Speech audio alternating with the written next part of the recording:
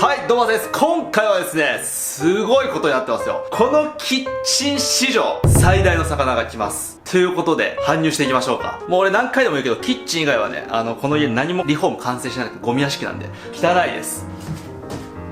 これですよ。よいしょ。動かねえ。はい。はい、ということで今回の食材はこちら、サメです。で、このサメね、65キロあります。俺より重いっす。さて持ち上がるか、やっていきましょうか。どうやって持ち上げるんだろうね、これ。よいしょ。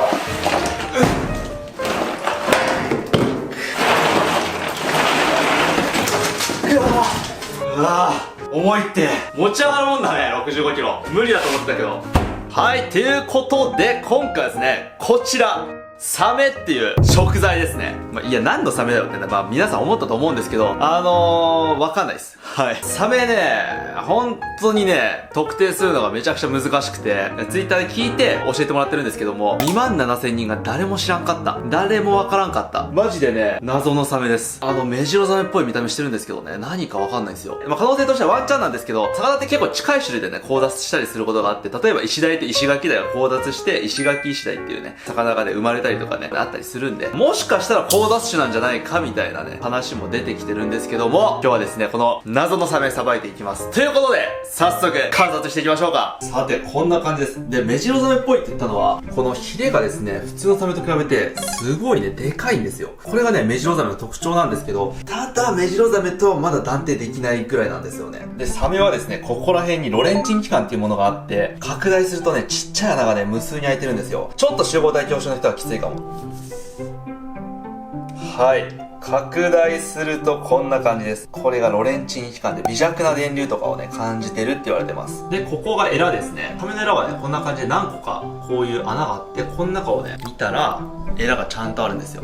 ちょっと暗くて見づらいんですけど。で、サメはこの肌もね、かなり特徴的で、サメ肌って言って、拡大するとこんな感じで、純鱗っていう、すごいね、ちっちゃい無数の鱗があって、この一つ一つが返しになってて、こっち向きだと、スルスル触れるんですけど、反対だとジャリジャリしてて、このジャリジャリを使って、わさびおろしを作ったりとかもされるらしいです。このサメはそこまでジャリジャリしてないですね。弱いです。で、これ口から飛び出てるのは胃袋です。陸にあげる時にね、出てきました。いや、何の魚か分からずにさばくなんてね、初めてですよ。メジロっぽい気がするんだけどな。ということでですね、解体していくんですけども、だいたい30キロぐらいを、40キロだな。40キロを超えると、魚ってまな板から動かせんのよね。無理。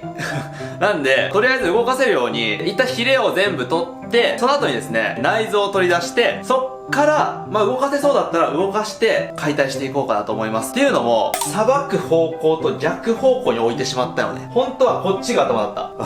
でももう、どうしようもない。動かせん。こんな重たいもん。ちなみにこの下のまな板が30キロあって、こいつが65キロあるんで、ここだけで95キロありますからね。もう、すごいことになってるんですよ。はい。ということでですね、早速、調理していきましょうか。はい。とりあえずヒレを落としていきます。何ザメかわかんないんですけど、とりあえずね、鶏肉みたいな味がするって聞きました。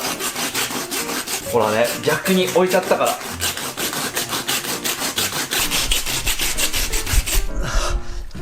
ほらカメラ揺れ放題。硬えなこいつ。はい。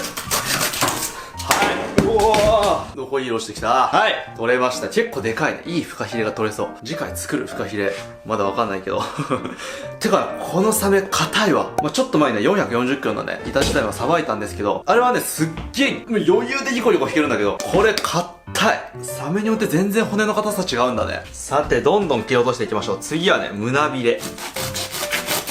あ、ここは柔らかい。切り方に問題があったのかな。よーし、次は尻尾いこうか。帯でもでかいですからね。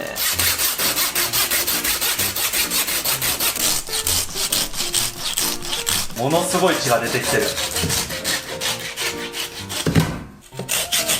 あー、手が痛えなここ。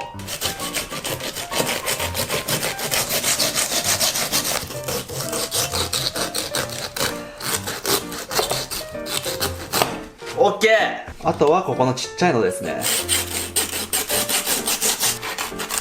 こんなちっちゃいの泳ぐときに何の役割があるんでしょうね。ちょっとした方向転換とかなのかな。あんまり意味なさそうだけど。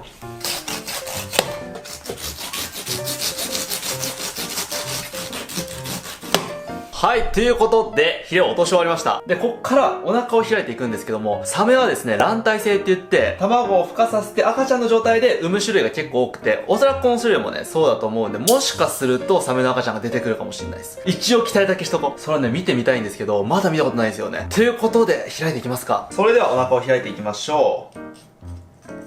ここ骨があんな。お、めっちゃ水出てくるじゃん。おー、ちょっと待ってよ。肝臓切ってんな。いきますよ。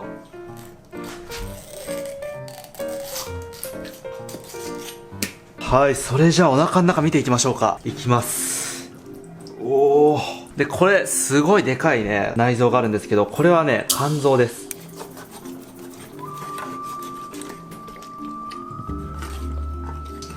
肝臓を潰してますね。サメの肝臓はね、こんな感じ、すっごく大きくて、これなんで大きいかっていうと、油が浮いてるのとかわかるかな。サメは浮き袋がない代わりに、肝臓に油を溜めて、それで浮力調整をしてるんですね。それで大きいんですよ。すごい期間がありますよ。これはやばいな。これ。おそらく卵巣ですね。うわ、これきつい人多そうだな。俺もちょっときついもん、これに関しては。こんな感じで、うじゃうじゃって感じで卵ができてるんですね。へー。で、この白い器官はですね、腸ですね。さて、ちょっと腸の中見てみます、一応。結構ね、緑色の何かが出てくることが多いんですけど。今回は緑色の何かが出てきてますね。はい。こんな感じですごい層になってますね。そんなに臭くない、しかも。すごい、まだ心臓が動いてる。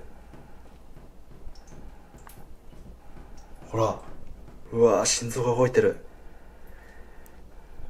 いや、こんな新鮮な心臓は食べるしかないでしょ。食べてみます。モウカザメの心臓とかはさ、モウカの星とか言って刺身で食べられたりとかしてますよね。これさっきまで動いてた心臓っていうのはどんな味なんでしょうね。ちょっとね、この薄皮をね、引いていきたいところなんですけど、引けるのかな。難しいな。突き引きみたいな感じかな。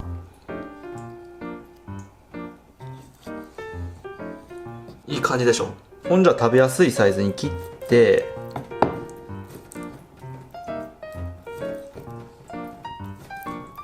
シンプルに塩を振って、あとごま油も振りますか。ごま油いいんじゃない。いただきます。あ、美味しい。やっぱ新鮮だとうめえな。何の味だろう。水っぽい牛とかのハツの刺身みたいな、そんな感じ。やっぱ牛とかに比べると水っぽいし味も劣るけど、まあ普通に美味しいよ。はい、心臓を食ったりしてましたが綺麗になりました。ということで、こっから頭をね落としたいんですけど、こっち向きだと落としづらいんでひっくり返したいね。いけるかな。とりあえず今ので10キロ減ったはずなんで50キロぐらいになってんじゃないの。ああ、よし。よし、ひっくり返した。やっていきましょう。では頭を落としていきます。サメの肌はですね、こっちから切ると包丁あんま通んないんですけど、裏っ側から通すと包丁入るんでね、なるべく裏っ側から通すように頭を外していきます。さてやっていきましょう。なるべく裏っ側から通す。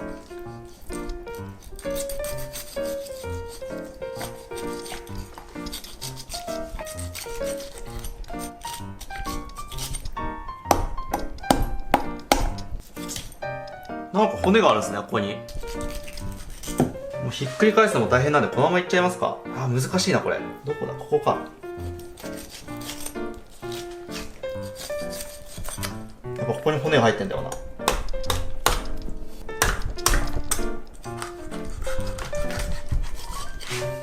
な。よいしょ。取れるぞ。よし。取れた。おお。でかっ。俺の顔より全然でかい。だいぶでかいな、これ。はい、それではようやくドレスの状態になりました。この状態ね、頭がなくなってヘッドレスということで、ドレスって言われてるんですよ。はい、それではですね、3枚に下ろしていきましょう。ようやく身になるぞ。でかいよな。じゃあ、まずですね、この包丁の切れ目、包丁を入れるところを作るために、一旦後ろからこうやって包丁入れていきます。これで切り込みを入れます。もう包丁切れなくなってるね。で、最後まで入れて、で、入ったら普通にこうやって下ろしていきます。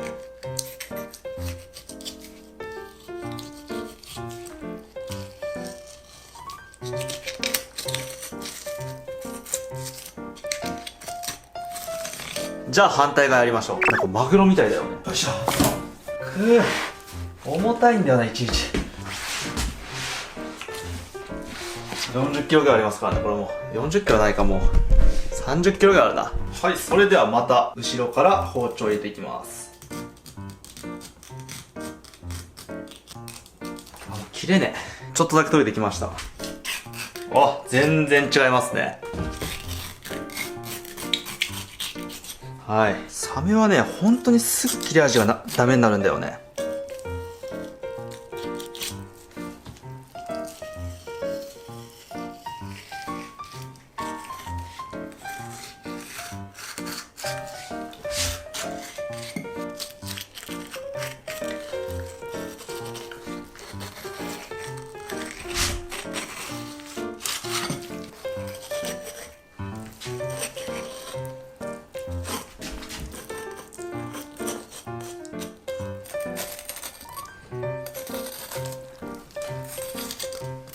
あ、重たい。どうしよう。持ち上がら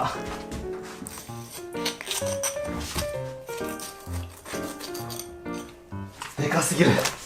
うわ、ちょっとでかすぎない？めちゃくちゃ大きいな、これ。さすがに65キロともなると。まあ、こういう時のためのカウンターですからね。さすがに3枚ぐらい引いとかないとな。4枚いっとくか。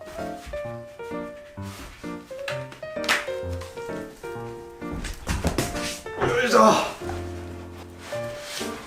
でけえ。で、裏側は簡単ですね。サメの骨って、この背骨が1本入ってて、ここのね、なんて言うんだろう。普通魚ってこっちにもビーって骨が入ってるじゃないですか。ここがないんで、この背骨をね、外していくだけです。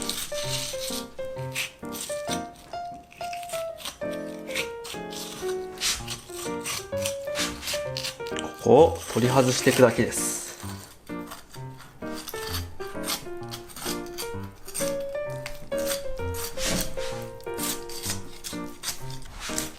よし。背骨が取れました。で、今日はね、梅水晶を作りたいんで、この骨もね、取っときましょう。で、あとですね、ここ骨入ってるんで、ここも取っていきましょう。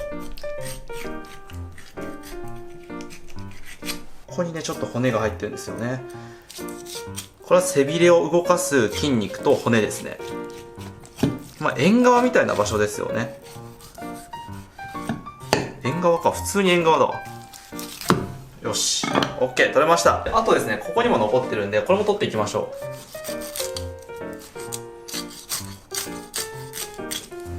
う。OK。それではですね、これだとさすがに使いづらいんで、食べやすいサイズにね、カットしていきましょう。でかいな。こうしようね、一旦。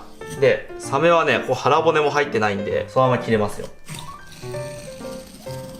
うやって切っていきましょう。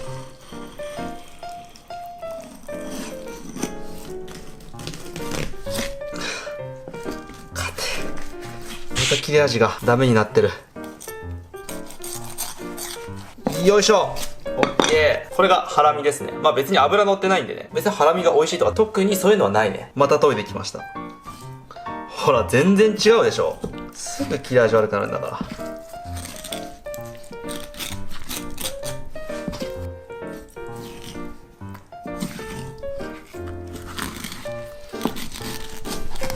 ら。よし。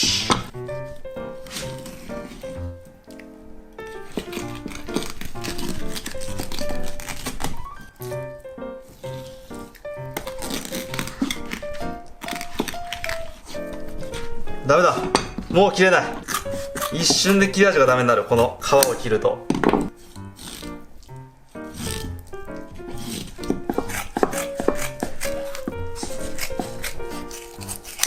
よし。はい、それではですね、解体が終わったんですけども、今日はですね、このブロックと背骨を使って料理をしていこうと思います。これはね、人に配ります。意外とね、サメの身を喜んでくれる人もいるんですよね。で、これ、でかいやつはね、料理に使う人がいるんで、その人にね、あげます。梅水晶ってこの背骨でいけんのかな？一旦ここで切ってみるか。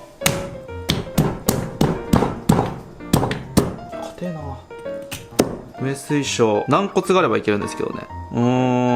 もうありはするけど、薄いな。背骨じゃない方がいいかもね。めちゃくちゃ薄い。この背骨使うって言ったんですけど、この皮の部分からね、梅水晶取っていきます。で、この白い部分がね、軟骨で梅水晶として使えるんですけど、こっちの方がね、やっぱり太いんですよね。こっちを使っていきましょう。はい、ということで、こっからはね、ちっちゃいまな板でやっていこうと思います。まあ、ちっちゃいって言っても90センチあるけどね。で、ここでですね、ようやくこのサメの名前がね、分かりました。今一旦ツイッター見てきた。どうやらですね、ヤジブカっていうね、種類らしいですよ。まあ、一般的にはね、メジロザメとかね、呼ばれたりするんですけども、標準和名ではヤジブカっていうね、名前らしいです。で、あとね、そういえばこのサメどうやって取れたのかね、全然説明しなかったんですけど、このサメはですね、ハエ縄漁っていう漁法で取れて、まあ、ハエ縄漁って何かっていうと、すっごい長い縄を流して、そこに100本ぐらい針と餌をつけて、魚を取るっていうね、漁法なんですけども、それでね、釣れました。で、これはですね、まあ、食べる目的で取られてるわけじゃなくって、まあ、国からですね、年間何トンサメを駆除してくださいね、みたいな要請がね、漁師に対して出てるんで、それでね、サメが取られてるんですけども、競りにはサメを出せないっていうね、ルールがあるんで、こんな感じでね、自家消費してるんですよ。ということでですね、今日はサメの湯引き、フライ、そして梅水晶、こちらを作っていきましょう。それでは、調理していきましょう。はい、それではまずはですね、湯引きの下処理からしていきます。一旦皮を引いていきましょうか。サメの皮と身の間はね、すごいね、筋が張ってて、あんまりね、よろしくないんで、ちょっとね、厚めに引いていきます。分厚いですからね、サメの皮は。本当に。あ、全然分厚く引けてないぞ。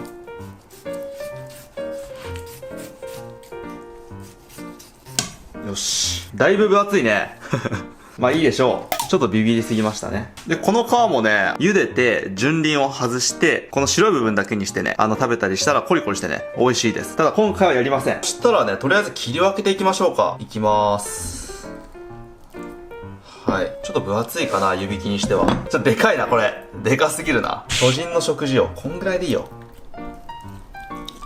あ、でもしっかりしてんな、身が。柵なんてこんぐらいでいいんだから。これでも大きいぐらいよ。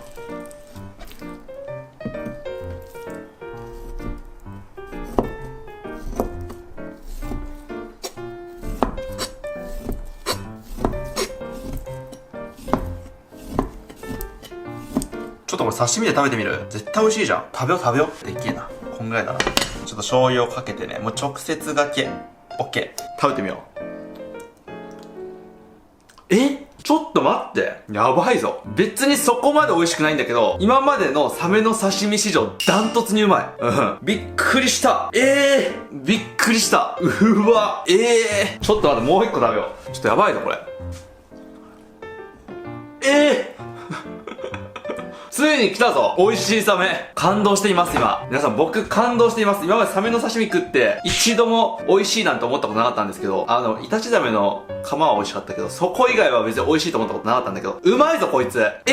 マジか。サメ独特の臭みみたいなのは全くなくて、旨味がすごい。旨味がね、凝縮されてる。で、どっちかというと、青身魚ってよりは白身魚みたいなね、味がします。美味しい。ただ、ちょっと水っぽいんだ。これをピチッとシートとかで処理したら、最高になるかも。びっくりした。しつこいかな。でもびっくりした。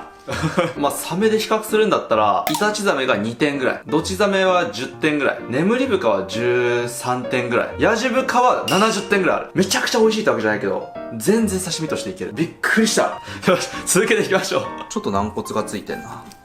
軟骨。うわぁ、びっくりしたな。これでかいな、また。うわぁ、びっくりした。だってもう身が美味しそうじゃん、これ。完全に。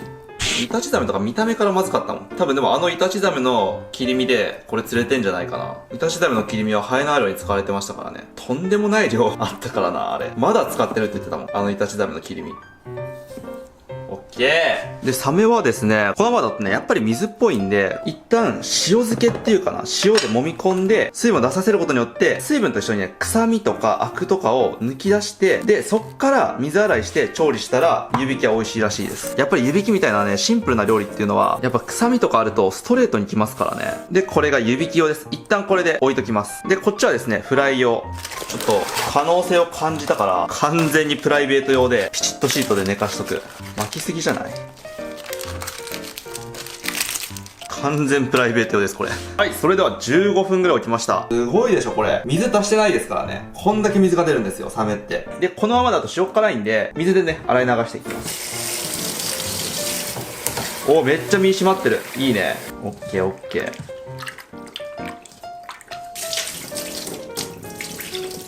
で、これをですね、このまま湯引きにしていきます。やばい、くっつきそう。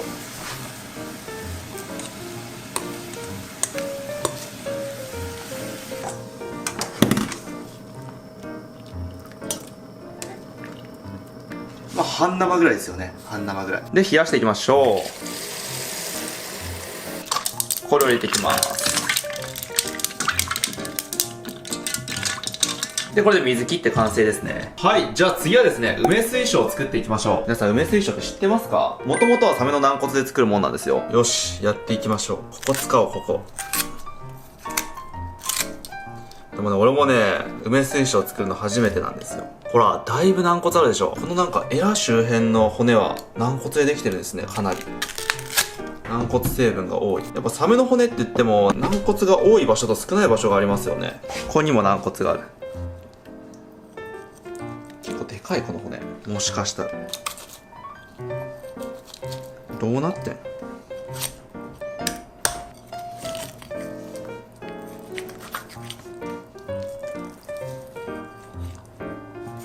すごいでかい骨が出てきた。どうやって軟骨取り出すんだろう、これ。この外側の白い部分はね、硬くて食べれないんですよ。こんだけあれば十分なんじゃないか。一旦下を置こうかな。よいしょ。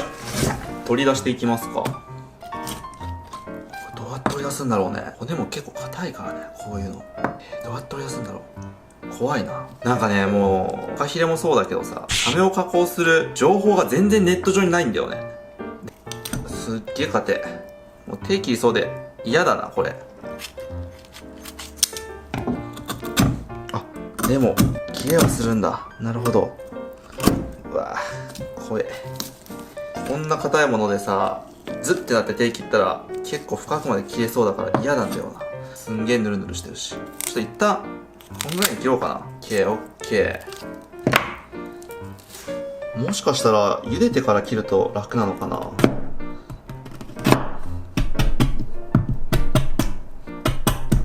あー、でも伊勢海老の足剥くみたいな感覚だ。ちょっとずつ見えてきました。まあこういうことをやってると、まあ下手くそだなんだとかね言われることも多いですけど、まあやっぱりできることに挑戦してても成長しないんでね、できないことに挑戦して下手くそって言われた方がいいでしょと俺は思ってるけどね。1ヶ月後には俺の方が上手くなってるし、多分怖い。すんごい滑るの。あ、でも上手くなってるぞ。お、いいじゃん。あ、怖っ。最後の角取るのむずいぞ、ここ。でも鳥の軟骨とかでも結構取るの難しいんじゃないかな。お、いいね。見てください。本当に水晶みたいじゃない？綺麗。で、これをこのままずっと取り出してって、茹でて、千切りにして、練り梅と和えて、それで完成ですね。これね、端っこを平面にして切った方がいいわ。じゃないと安定しない。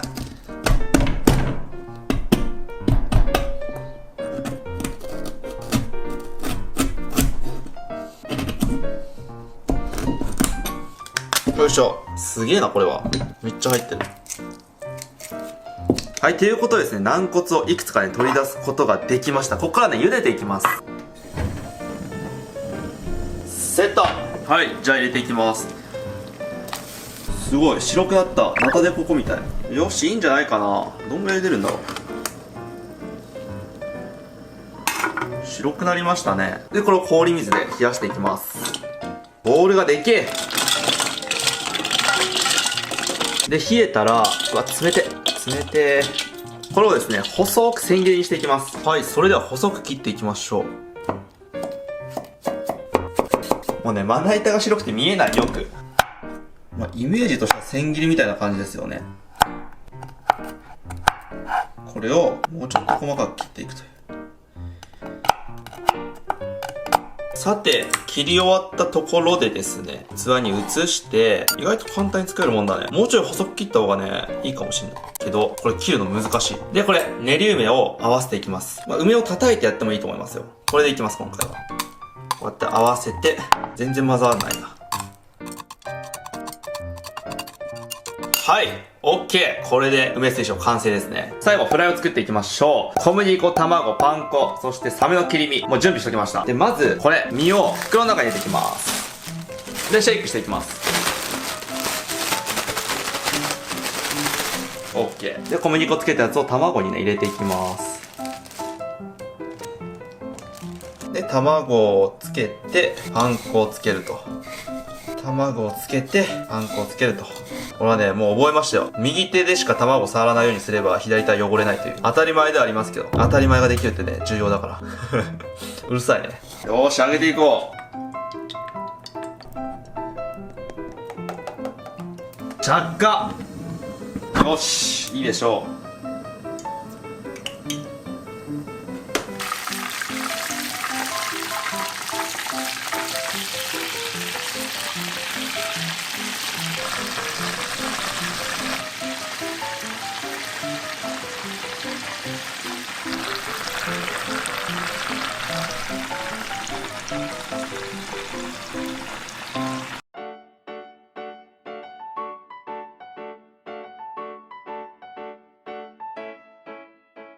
はい、それでは完成しました。いただきます。じゃあ、まずは湯引きから食べていきましょうか。酢味噌つけます。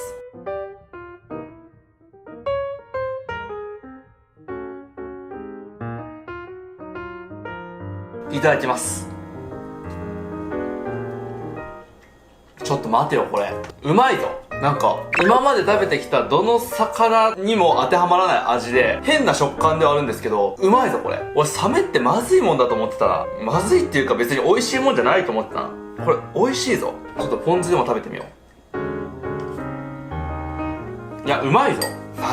何にも例えらんないな、これは。なんか、すっごいね、柔らかくて。でも、なんか、やっぱりあんだけでかいとさすがにちょっとね、筋があって、ところどころね、すごく食感があるんですけど、まあ、それもね、なんか嫌な感じじゃないんだよね。筋があるから大味なのかって言われたら別に大味でもない。ちょうどいい上品さを残しつつ、筋もあるし、柔らかさもあるし、面白いな、これは。すごいな、びっくりした。じゃあ、続いて、梅水晶いただきましょう。どうでしょうね。